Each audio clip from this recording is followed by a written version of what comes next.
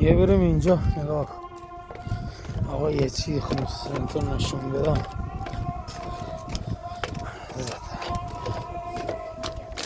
یه چیزی اینجا نگاه کنم.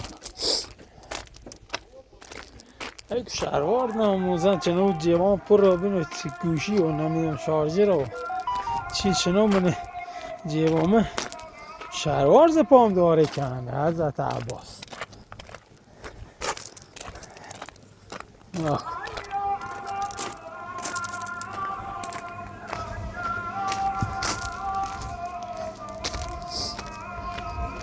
اینجا رو نگاه کن. آی کن لذت ببر ناموزن. آخ یکیز بچه ها گرفت زدم. نگاه کن چقدر صورتم عرق کرده، چقدر خستگی تو صورتم میباره. اصلا خسته شدم با حضرت عباس، خیلی خسته شدم. آقا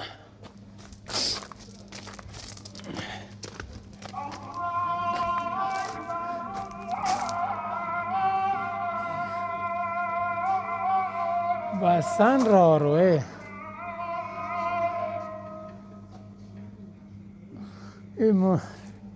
اینجا رو نگاه کن. بستن خواستم از اینجا داخلین برم داخلشون براتون ویدیو بگیرم تو بستنش. آها بستن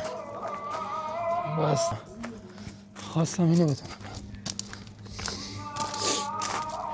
حالا برم یه استراحتی بکنم.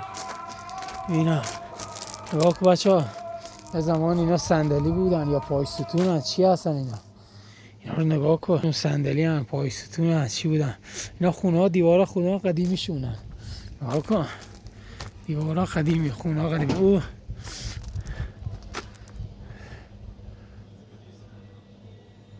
اینجا قبرستان جایگاه. آقا جایگاهشونه. حالا خونه ها بودن، خونه هاشون که قبلا اینجا زندگی میکردن. خیلی باید یه چیزی میخوام بهتون بگم، باید بیاین ببینین از نزدیک بفهمین آقا من چی میگم. حالا هر چند ساعت صحبت بکنم فایده نداره، باید از نزدیک بیاید ببینین. حضرت عباس باید از نزدیک بیاید ببینین. موزه بازه؟ نه موزه رو بستن.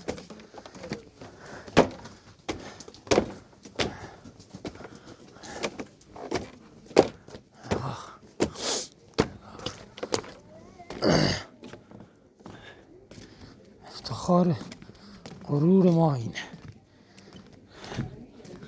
واقعا افتخار غرور ماست. بگریم از بالا هم بگیرم، چند تا فیلم بگیرم براتون.